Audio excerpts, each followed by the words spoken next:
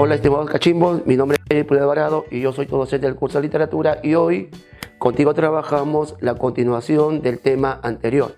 Ten en cuenta que estas semanas estamos trabajando el tema de literatura hispanoamericana.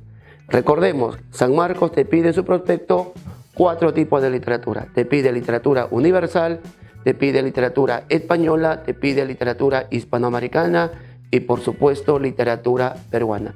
Y así que hoy contigo trabajo literatura hispanoamericana. Específicamente trabajaremos un tema que es pregunta frecuente examen de admisión, por supuesto. Si tú revisas los últimos exámenes de admisión de los últimos años, hay una gran probabilidad de que este tema nuevamente se repita dentro de tu examen de admisión. Y así que muy atento al tema del día de hoy. ¿Ya? Hoy trabajamos con ustedes el tema de la nueva narrativa. Este es el tema, aquí lo voy colocando, obsérvalo, hablamos de la nueva narrativa. Cuando hablamos aquí de la nueva narrativa, lo primero que yo debo tener en cuenta es una especie de contextualización. Primero, ¿qué es la nueva narrativa? La nueva narrativa, Salón, es un periodo. Es catalogado como un periodo. Ahora, es un periodo literario. Mira, es un periodo literario. ¿Está bien? Hispanoamericano. La nueva narrativa se da solamente a nivel hispanoamericano. No se da a nivel obviamente universal, tampoco es a nivel occidental, ni a nivel obviamente español, ni menos peruano. Es un periodo exclusivamente hispanoamericano. Ahora, este periodo hispanoamericano aproximadamente se da a conocer entre los años de 1920, aproximación 1980. ¿Ya? Es una aproximación, 1920-1980. Ya te diste cuenta.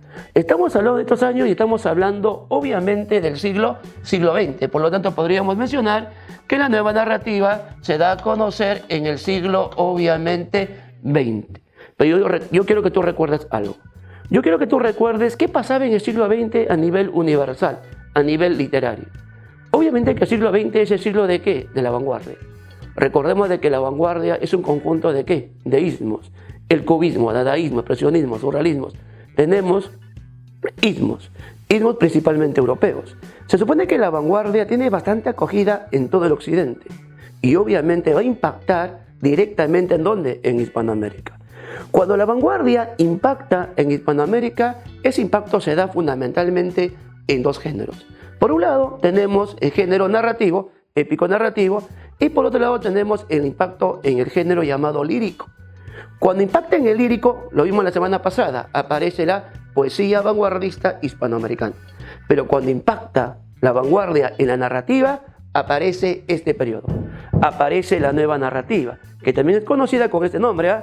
La nueva novela, nueva narrativa, nueva novela, o también lo llaman así, la vanguardia narrativa hispanoamericana.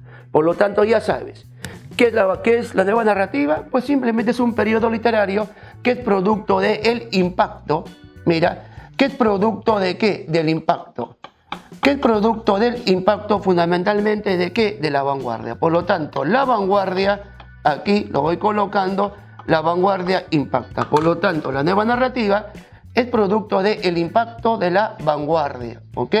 Impacta la vanguardia. Pero no solamente eso. En el siglo XX, la nueva narrativa busca algo. Busca fundamentalmente un proceso de modernización. Era modernizar fundamentalmente el género narrativo, fundamentalmente la novela. ¿Qué significaba modernizar?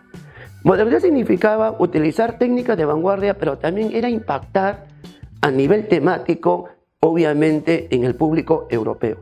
Y para eso, lo que hace el autor hispanoamericano es comienza a incorporar dentro de sus temas situaciones, temática exclusivamente nuestra, exclusivamente americana.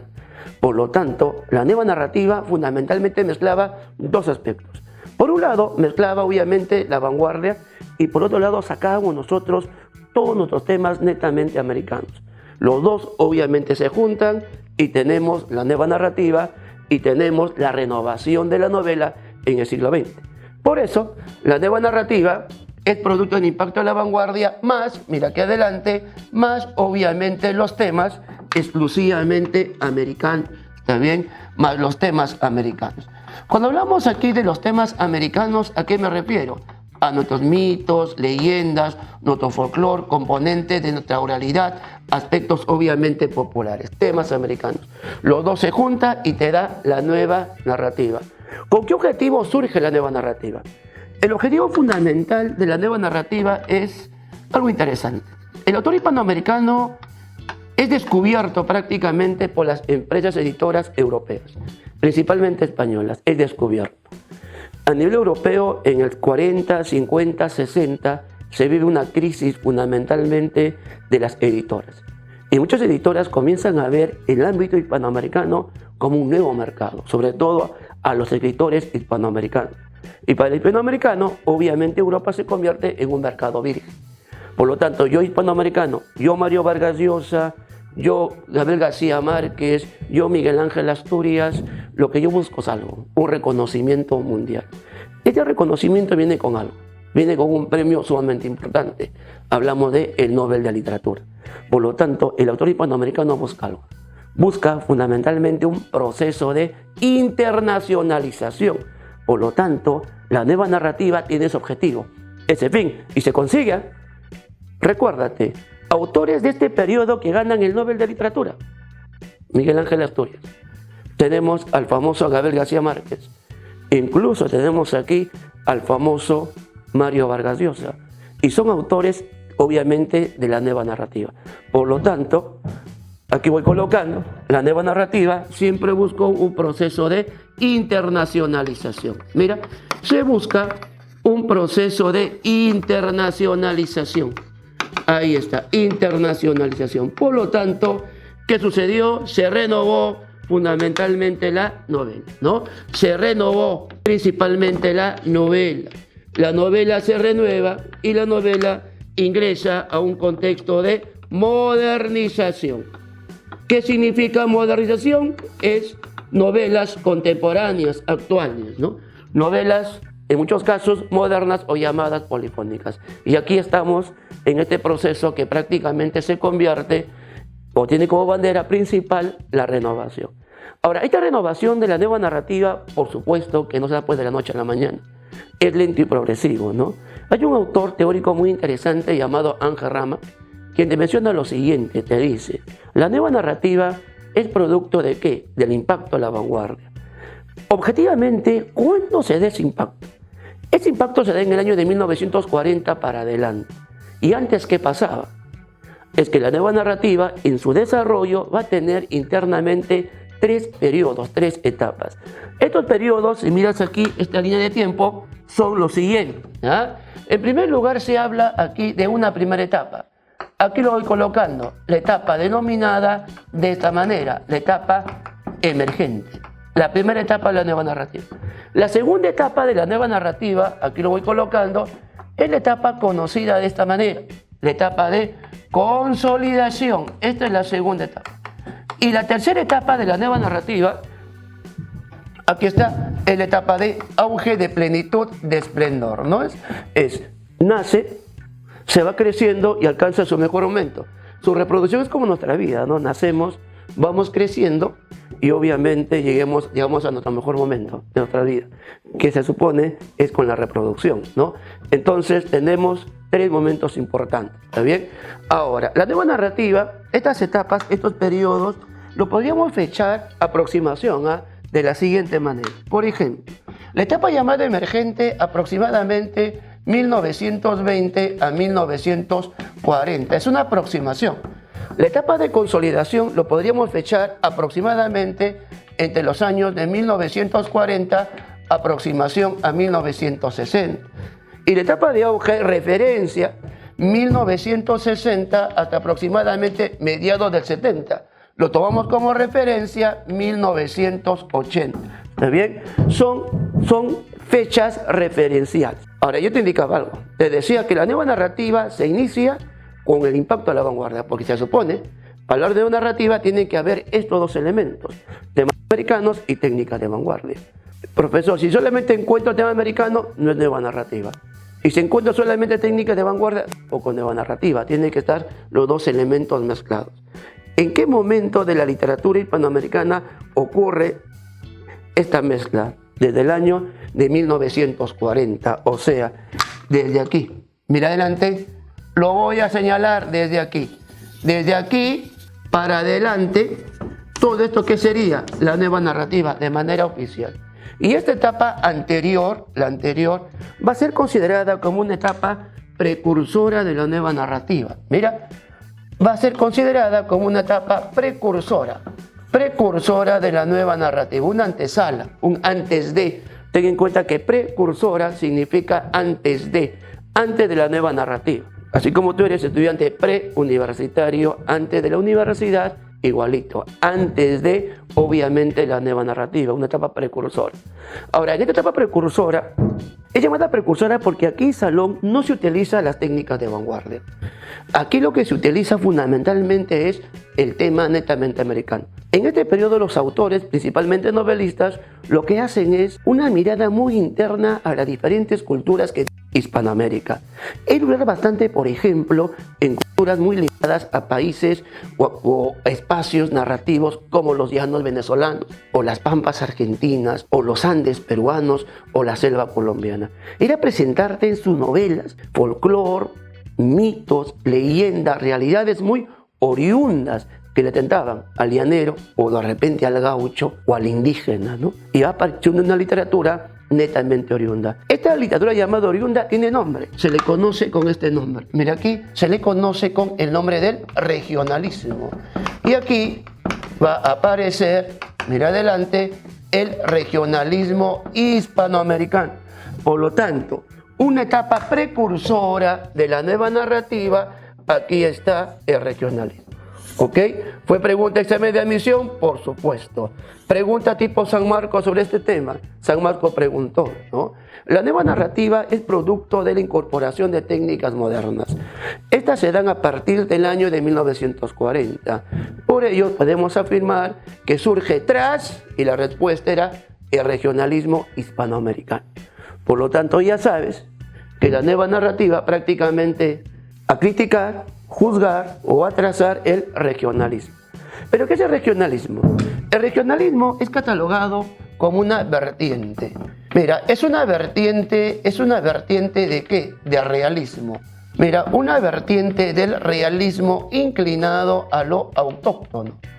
Mira, inclinado, vamos colocando, inclinado a lo autóctono. Míralo, a lo autóctono. Como te indicaba hace un momento, el regionalismo lo que hace es una mirada muy interna, una mirada muy nativa, muy oriunda de todo lo que es Hispanoamérica.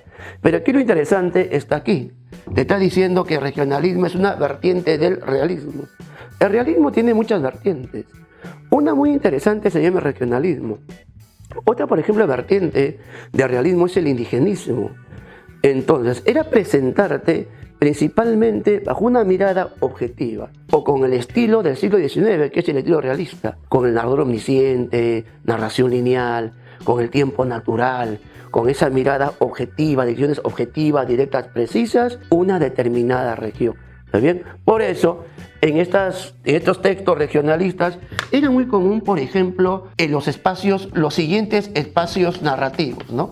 Por ejemplo, un espacio narrativo muy interesante en este periodo eran los llanos venezolanos, ¿no? Aquí está los llanos venezolanos. O eran las pampas argentinas, o por ahí tenías los Andes peruanos, bolivianos, ¿no? Con sus respectivos personajes nativos, ya te lo mencioné, ¿no? Tenemos aquí, por ejemplo, al llanero, al gaucho, al indígena, ¿no? Ahora, el regionalismo, Salón, se va a dar a conocer principalmente en 3 países, ¿no? Un país muy interesante, regionalista, aquí lo voy colocando, se ubica, aquí está, es Colombia, ¿no? En Colombia. En Colombia aparece José Eustacio Rivera, y José Eustacio Rivera escribe esta novela. La novela interesante es La Vorágine, ahí está, de José Eustacio Rivera. Otro autor muy interesante en este periodo se ubica en donde, en Argentina. Y en Argentina aparece Ricardo Giraldes, ¿no? Ricardo Giraldes. Y Ricardo Giraldes debe escribir esta novela. La novela se titula Don Segundo Sombra. ¿Está bien? Don Segundo Sombra. Pero el autor regionalista más importante que tiene este periodo se ubica obviamente en nuestro país hermano llamado Venezuela. Aquí está en Venezuela. Y en Venezuela va apareciendo este autor, ¿no? Va apareciendo el famoso Rómulo Gallegos. ¿Está bien? Rómulo Gallegos. ¿Ya? También fue pregunta tipo examen de admisión. La pregunta era así, dato exacto, preciso, de regionalismo, ¿no? La pregunta precisa te decía, considerado como un movimiento hispanoamericano de carácter rural. Y la respuesta era el regionalismo, ¿no? Porque el regionalismo tiene como espacio narrativo, te repito, el campo, ¿no? Pero siempre en las novelas regionalistas vamos a encontrar tópicos interesantes. Por ejemplo, un tópico interesante es de que el hombre de ciudad se enfrenta bastante al hombre del campo. El hombre de ciudad es un hombre educado, civilizado, y el del campo es un hombre bárbaro y civilizado. Por lo tanto, el hombre de la ciudad va siempre con valores de progreso, de educación, al hombre de ¿qué? Del campo. Estos tópicos van a ser muy recurrentes en las novelas regionalistas, ¿no?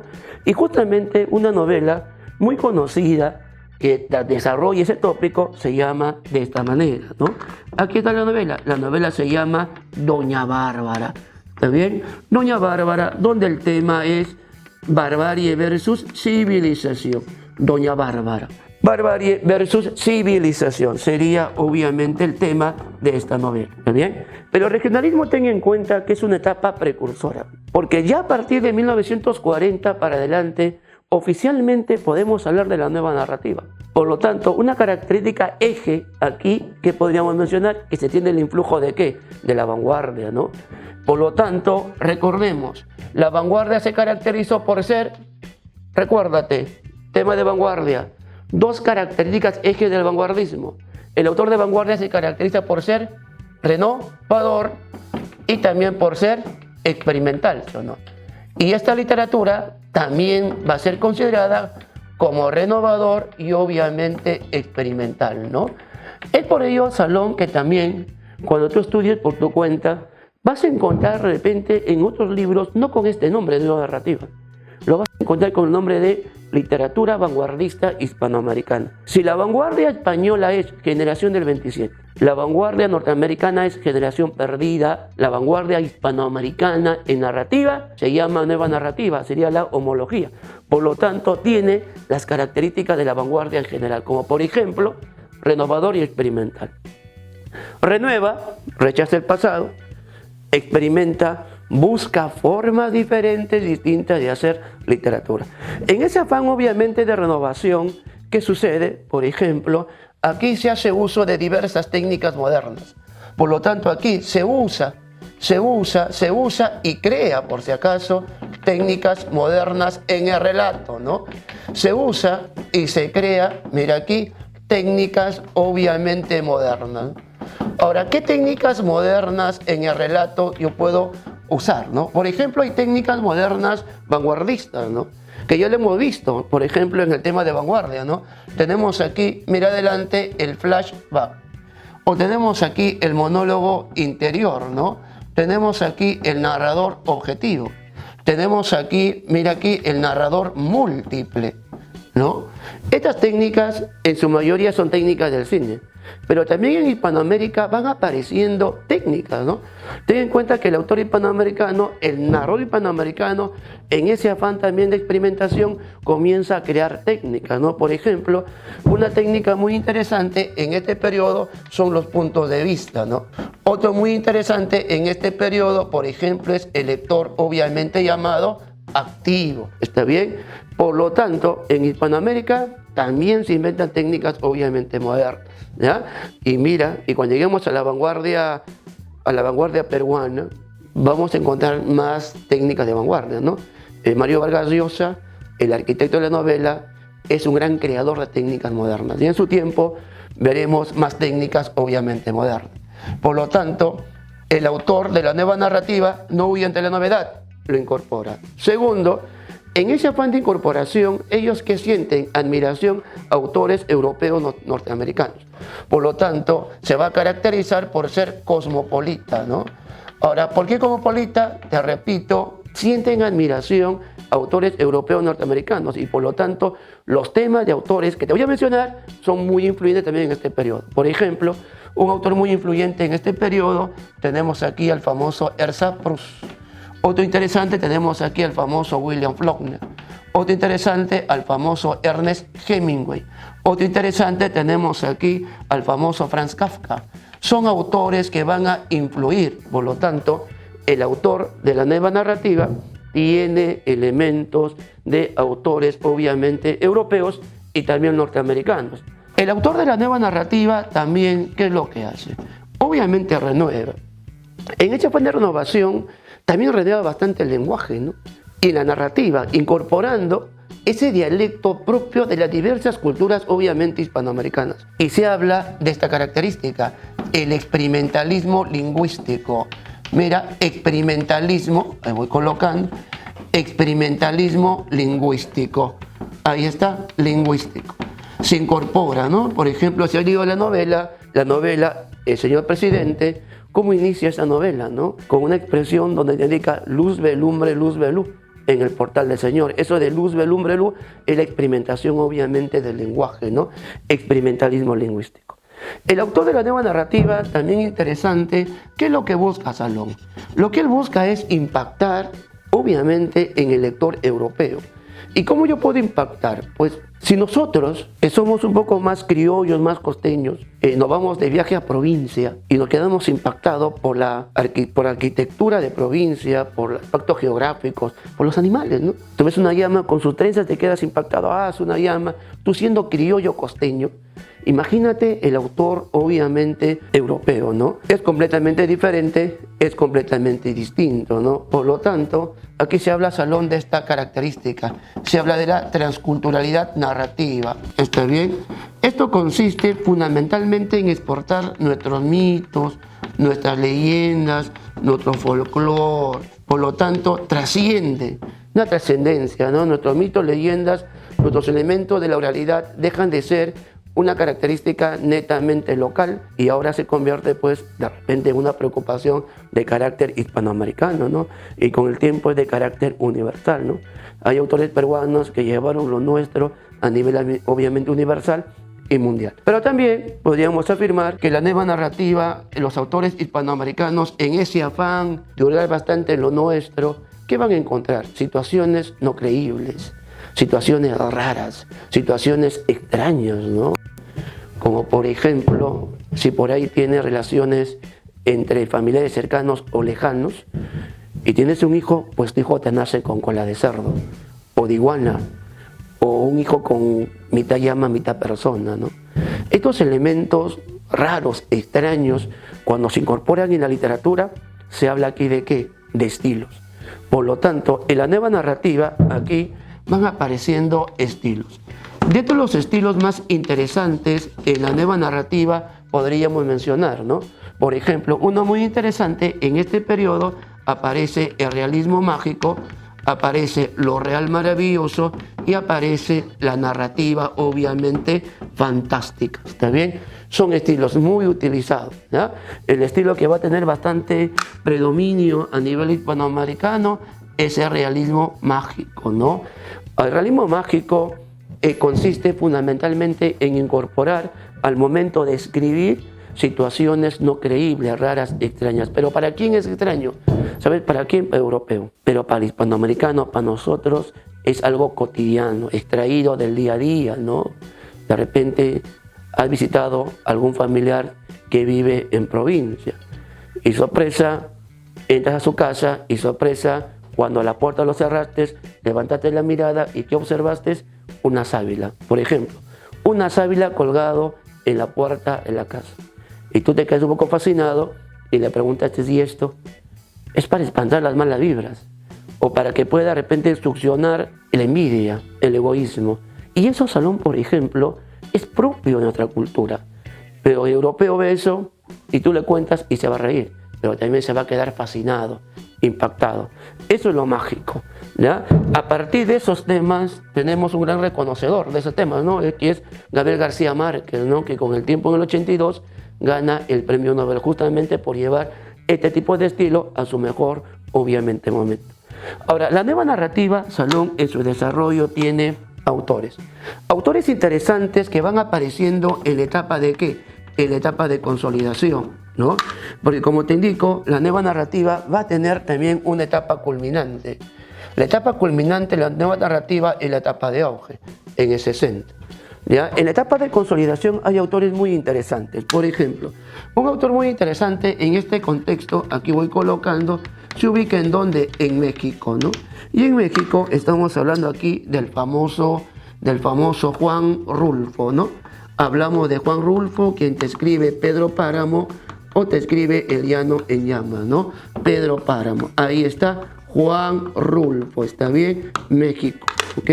Luego de México tenemos también aquí a este autor, conocido por ti, se ubica en donde, en Guatemala, mira aquí, se ubica en Guatemala.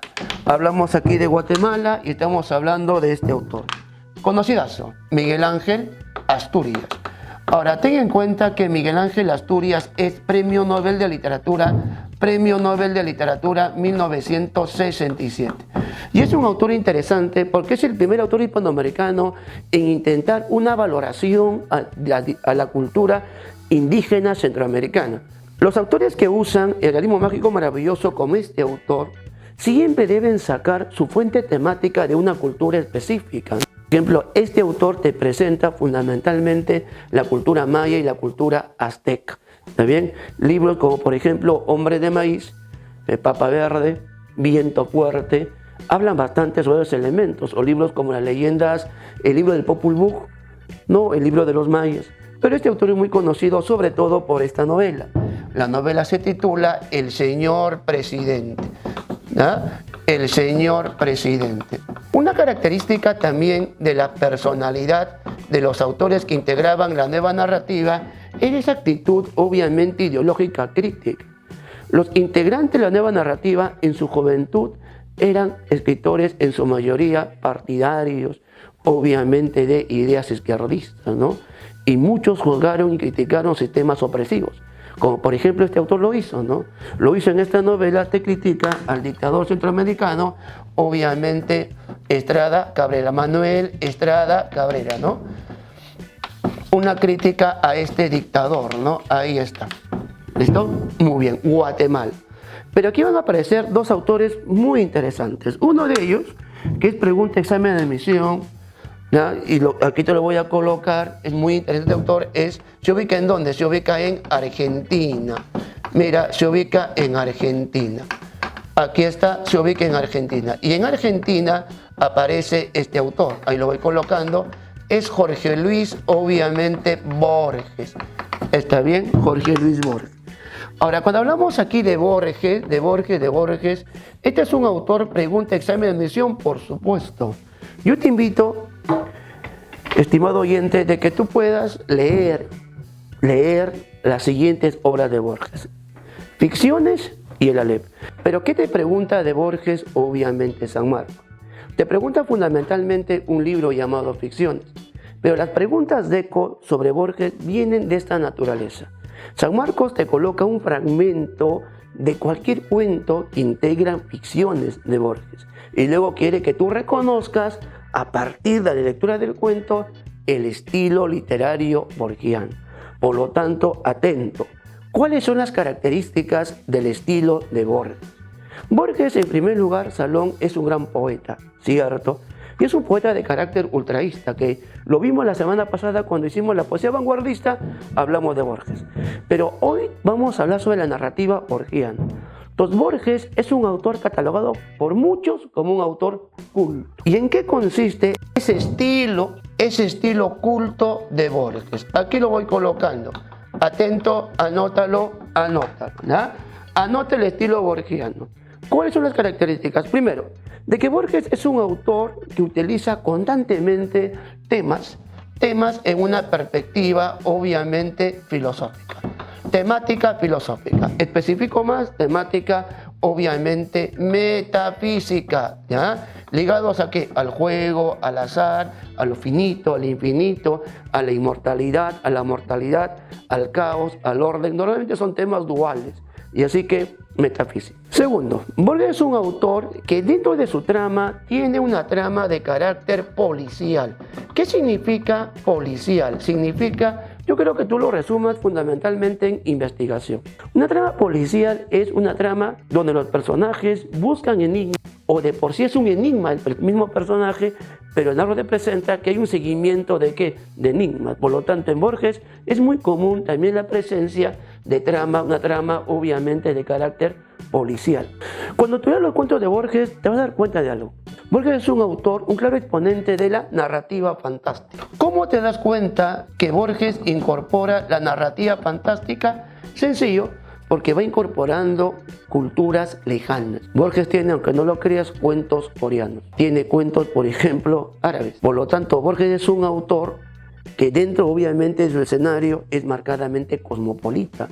Es un autor cosmopolita y no solamente te presenta lo cotidiano de esas culturas, te presenta lo no creíble de esas culturas. Ahí está lo fantástico. Y normalmente lo sumerge en ¿qué? En simbologías.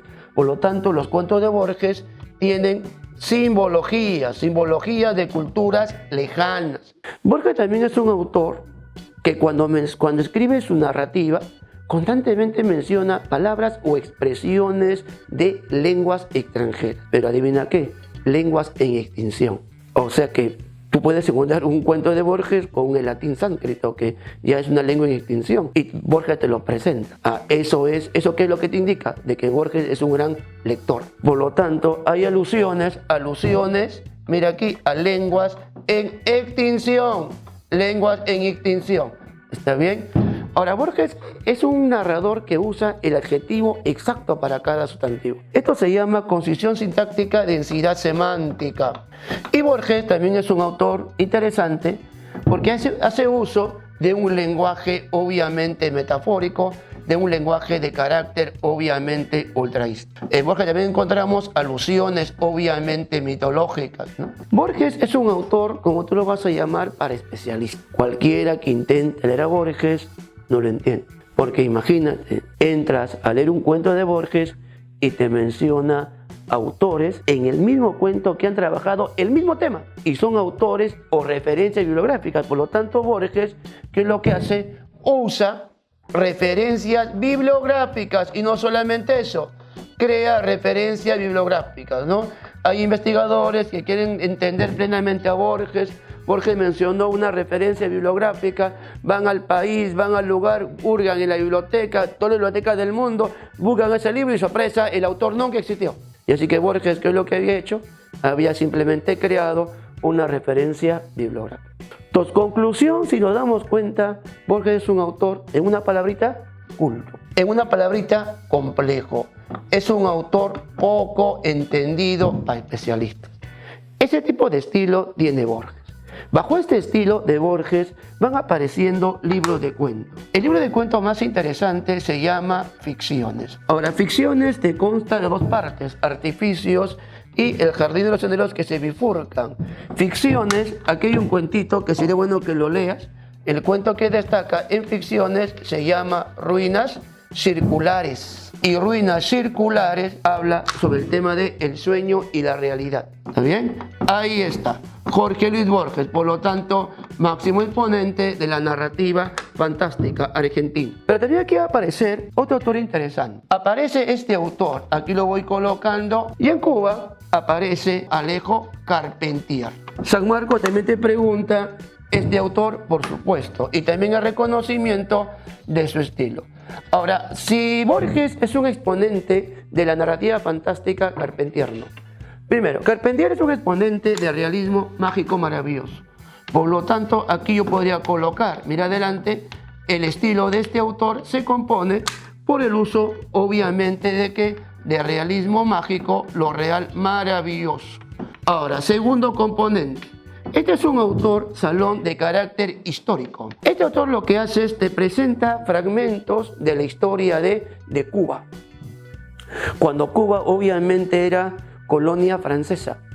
Ten en cuenta de que Francia tenía muchas colonias hispanoamericanas, entre ellas estaba Cuba.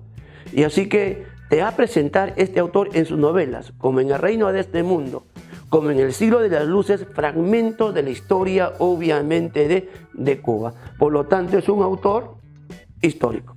Ahora, ten en cuenta algo, cuando un autor utiliza lo que es el realismo mágico maravilloso, se supone que las situaciones no creíbles, ¿de dónde lo saca? de una cultura específica lo tiene que sacar, ¿no? En este caso, este autor te presenta, aquí mira, te recrea la cultura de ¿qué? Del negro africano, migrante, obviamente en América. Por lo tanto, te recrea la cultura afroamericana. En Cuba, obviamente en Haití. Y muy ligado, obviamente, a su religión, ¿no? Y la religión, obviamente, afroamericana gira en función de ¿qué? De la religión del vudú.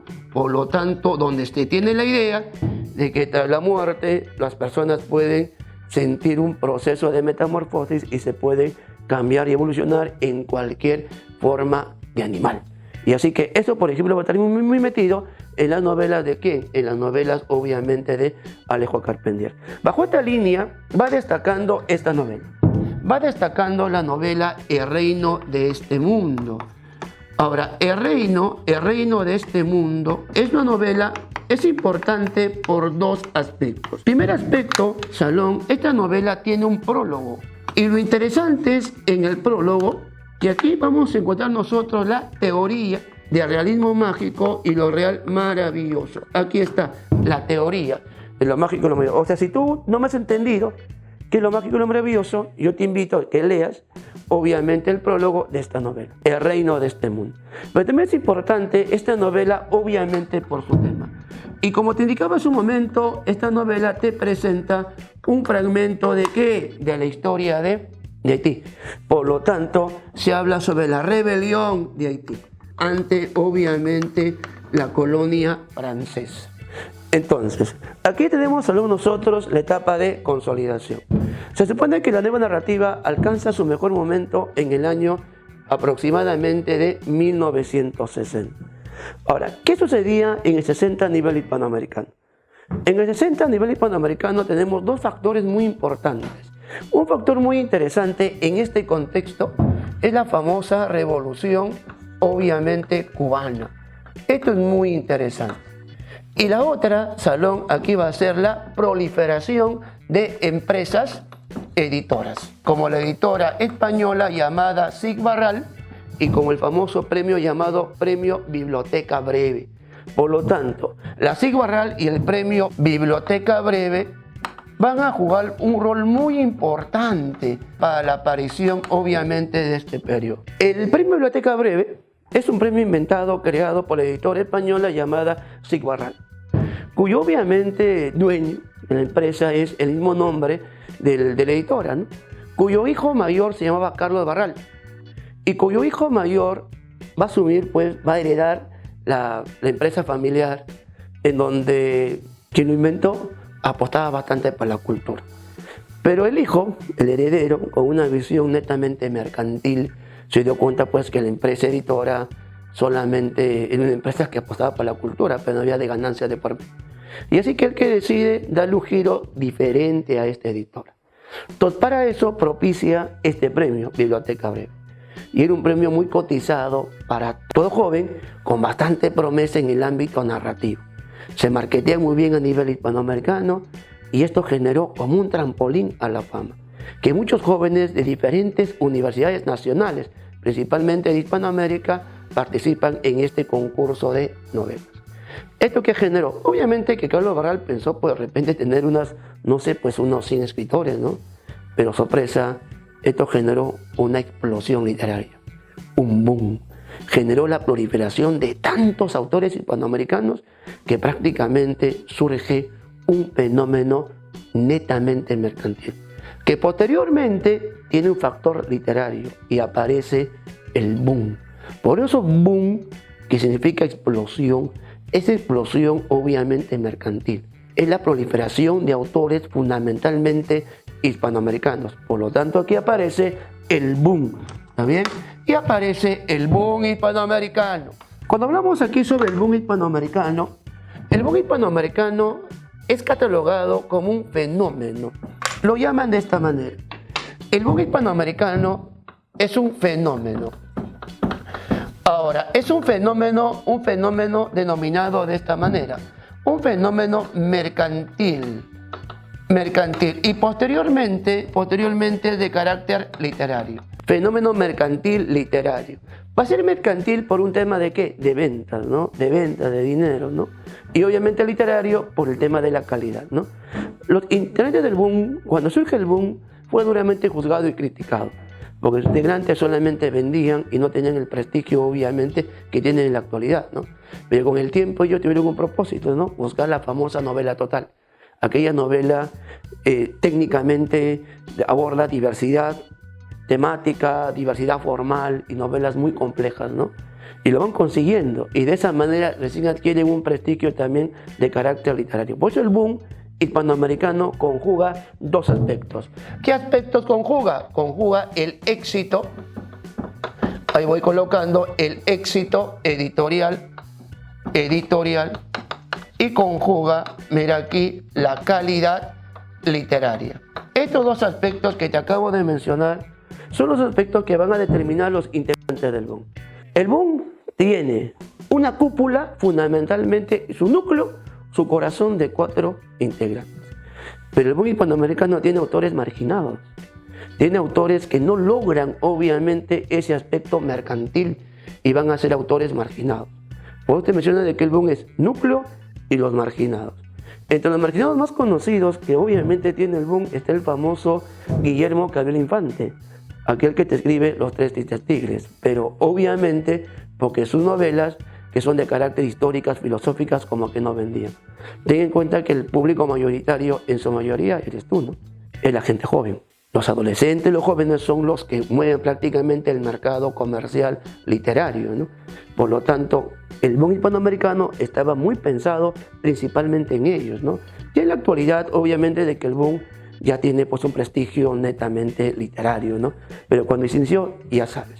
Por lo tanto, el boom hispanoamericano, ¿qué es lo que va a hacer? Se supone que el boom hispanoamericano es el mejor momento de la nueva narrativa. La nueva narrativa alcanza su máxima plenitud, obviamente, con el boom. Por lo tanto, aquí ya se consiguió el proceso de internacionalización. Por lo tanto, los integrantes del boom, aquí se usa, por ejemplo, de manera magistral el realismo mágico, lo real obviamente maravilloso y la narrativa obviamente fantástica, de manera magistral, ¿no? Y aquí obviamente se buscó y se consigue obviamente la novela total. Fue pregunta datera antes de la aparición de las preguntas de ECO. San Marcos preguntó, novela total de Mario Vargas Llosa, ¿cuál es? La guerra del fin del mundo. La guerra del fin del mundo es la novela total, obviamente, de Mario Vargas Llosa, ¿no? Una novela muy compleja, si lo lees no lo vas a entender fácilmente, ¿no? Una novela histórica ambientada en Brasil que habla sobre la rebelión de los canudos, ¿no? Y así que te invito a que leas la novela total de Mario Vargas Llosa. Ahora, el boom hispanoamericano, Salón, obviamente tiene una cúpula y sus autores integrantes del boom hispanoamericano van a ser 4. Van a ser 4 integrantes. Por ejemplo, un autor muy interesante del boom hispanoamericano, lo conocemos, obviamente es Mario Vargas Llosa, ¿no? El peruano Mario Vargas Llosa, no te olvides, él es Premio Nobel de Literatura, año 2010, y es un autor que te escribe la novela La ciudad y los perros, ¿no? Ahora, La ciudad y los perros, mira aquí, es considerada como la primera obra que integra el boom hispanoamericano. La novela se publicó en el año de 1962 con el nombre de Los impostores y La morada del héroe, pero posteriormente en España participa justamente en este premio Biblioteca Breve y un año después obtiene el primer puesto. Esto va a generar de que obviamente Mario Vargas Llosa se convierta en el autor que potencia el boom hispanoamericano. Y no solamente eso, Salón. Ten en cuenta que buscaba el autor de la nueva narrativa un proceso de internacionalización, ¿no? Claro. ¿Cómo yo me vuelvo internacional? Sencillo. Yo me voy a codear con los grandes autores europeos. Antiguamente, en el 40, 50, 60, tú ibas a Europa y encontrabas en una biblioteca europea solamente una tarima de autores hispanoamericanos y eran contaditos, solamente para lectores especializados. Con la aparición de Mario Vargas Llosa, ese concepto cambia. Porque Mario Vargas Llosa no solamente inicia el boom, Mario Vargas Llosa inicia el mercado, un nuevo mercado europeo para el hispanoamericano. En otras palabras, el hispanoamericano va a estar ¿en dónde? En el ojo de la tormenta, y lo van a ver obviamente como escritor. Y eso generó Mario Vargas Llosa, ¿no? Es lo que hizo más o menos Messi en la liga norteamericana, ¿no? Lo mismo hizo Mario Vargas Llosa, ¿no? La gente comenzó a apostar por autores hispanoamericanos. Por lo tanto, él inicia el boom hispanoamericano con esta novela. Iniciador, potenciador, ¿no? Y fue considerado como uno de los máximos exponentes también, obviamente, del boom hispanoamericano. Y obviamente en México tenemos a Carlos Fuentes, el autor que te escribe La muerte de Artemio Cruz. Carlos Fuentes es considerado como el padre del cuento mexicano. Aquí te va a aparecer un autor muy interesante que para muchos sería el máximo exponente de la narrativa fantástica en el boom. Hablamos del famoso argentino Julio Cortázar, ¿no? Y cuando hablamos aquí de este autor, estamos hablando de una antinovela. Hablamos de Rayuela, ¿no? El creador de la antinovela. Él crea el lector activo. Pero el autor más importante del boom hispanoamericano se ubica en Colombia. Y hablamos aquí del famoso Gabriel García Márquez. Cuando hablamos aquí de Márquez, hay que tener en cuenta lo siguiente. Primero, él pregunta examen de admisión, por supuesto. Y de la misma manera te preguntan de Márquez fundamentalmente el reconocimiento de ¿qué? De su estilo literario. Primero, recordemos de que este autor ganó el premio Nobel de Literatura año 1982. ¿Está bien?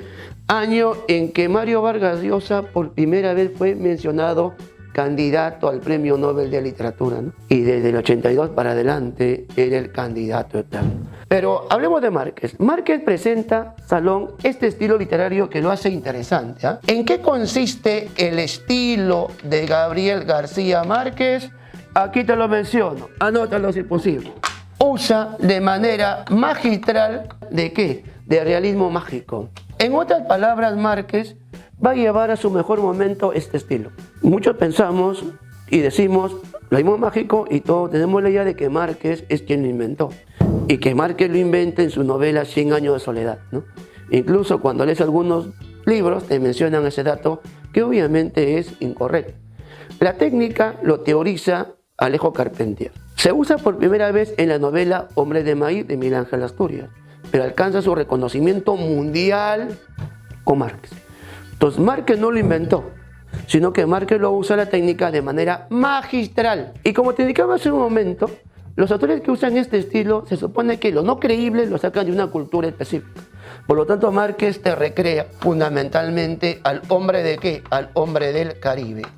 Te presenta sus mitos, sus leyendas, su folclore, los componentes de la oralidad del hombre del Caribe. Ahora, Márquez te presenta situaciones no creíbles, mágicas, raras, extrañas del hombre del Caribe, más situaciones hiperbólicas. ¿Qué significa hiperbólicas? La hipérbole, exageración. Márquez te presenta constantemente situaciones exageradas. Esto que genera en el lector, genera bastante humor. Por lo tanto, Márquez incorpora en su narrativa, obviamente, el humor. Pero Márquez también utiliza el concepto de intertextualidad, ¿no? Lo intertextual consiste en la conexión que puede existir entre un texto A y un texto B, ¿no? A partir de situaciones comunes o de personajes comunes, ¿no? Por ejemplo, yo te hago la pregunta para que tú lo puedas analizar en tu casa. ¿El personaje José Arcadio Buendía solamente aparece en la novela 100 años de soledad o aparece en otras novelas? Esa respuesta te va a dar el concepto de la intertextualidad. Entonces Márquez es un autor que cuando construye sus novelas lo hace en una perspectiva macro, ¿no? Es macro, ¿no? Esa es la genialidad de este autor, ¿no? Que conecta a través de los personajes o situaciones sus novelas, intertextualidad. Bajo este estilo, Salón, van apareciendo muchas obras de Gabriel García Márquez. Yo te invito que tu docente del curso de literatura le digas, que te narre, que te cuente la novela 100 años de soledad. Pero hay novelas que también tú por tu cuenta puedes leer de Márquez, como por ejemplo El amor y otros demonios, El amor en los tiempos del cólera. Una novela, un conjunto de cuentos que yo recomiendo para aquel estudiante que recién se quiere iniciar en el ámbito de la lectura, ¿no? 12 cuentos peregrinos. Con 12 cuentos peregrinos te va a encantar la literatura y obviamente te va a encantar Márquez por la genialidad en su estilo. Ojos de perro azul también lo puedes leer. Pero la novela que nos interesa el día de hoy, aquí lo voy colocando, es la novela 100 años de soledad. Ahí está, esta novela. 100 años de soledad para la Universidad Nacional Mayor de San Marcos, obviamente pertenece al género épico, ¿no? Es para San Marcos, ¿ah? Si por ahí decides postular a otras universidades, maneja el concepto de el género narrativo. Pero para San Marcos, obviamente, es épico. Aquí está. Género épico, especie literaria, es una novela.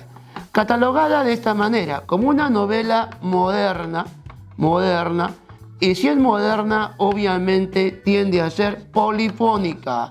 ¿Qué significa polifónica? Polivarias, fonía, sonidos, varias interpretaciones. Lo interpretamos en una perspectiva histórica, social, en una perspectiva mítica, psicológica y hasta literaria. Y realmente las dos interpretaciones más interesantes es la perspectiva psicológica y la literaria. Y de ahí podríamos sacar, por ejemplo, el tema de esta novela, ¿no? La novela aborda principalmente el tema del incesto y obviamente la soledad. El incesto y la soledad.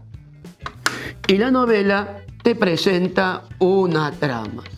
¿Cuál es la trama de la novela? Pues la novela te presenta la historia de la familia Buendía y Guarán en aproximadamente 100 años y 7 generaciones. Regulado obviamente por el mito del descendiente con la cola de cerdo. ¿Recuerdas de la primera generación?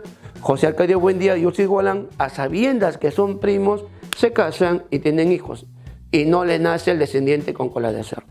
En la séptima generación, ya en Macondo, Aureliano Babilonia se mete con su tía prima llamada Amaranta Úrsula y sorpresa, le nace el descendiente con cola de cerdo. Viene un viento huracanado, Macondo desaparece y al último descendiente las hormigas se lo comen. Estimado estudiante, hemos trabajado el tema de la nueva narrativa hispanoamericana. Que te sirva esta clase como base para que en sus clases presenciales lo puedas disfrutar. Un gusto nuevamente. Nos vemos en una siguiente oportunidad.